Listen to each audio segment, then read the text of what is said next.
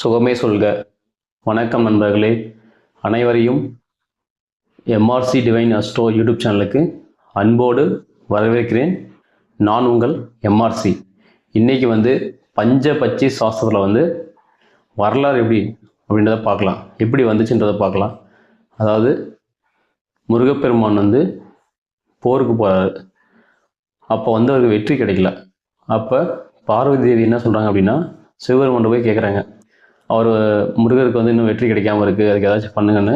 அப்போ தான் அந்த பஞ்சபட்சின்ற சொல்லக்கூடிய பஞ்சபூதங்களை ஆளும் சக்தியை முருகப்பெருமானுக்கு தராரு. அந்த கலையை கற்றுக் கொடுக்குறாரு. அவர் கற்றுக் கொடுத்துட்டு அதனுடைய பஞ்சபட்சியை பயன்படுத்தி முருகர் முழுமையாக அதை பயன்படுத்துகிறது முருகர் தான். அவர் போருக்கு போய் வெற்றி அடைகிறாரு.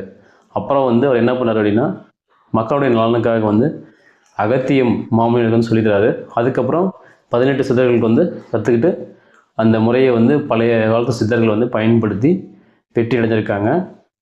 அதே மாதிரி பஞ்சபட்சியை தவறாக பயன்படுத்தினாலும் அதனுடைய சிக்கல்கள் நிறைய இருக்குது. அதையும் நம்ம கருத்தில் கொள்ளணும். நல்ல விஷயத்துக்காக பயன்படுத்தி வாழ்க்கையில் வெற்றி அடைய பஞ்சபட்சி சாஸ்திரம் சொல்லக்கூடிய ஒரு அற்புத கலை மிகவும் பயனுள்ளதாக இருக்கும். நன்றி, வணக்கம்.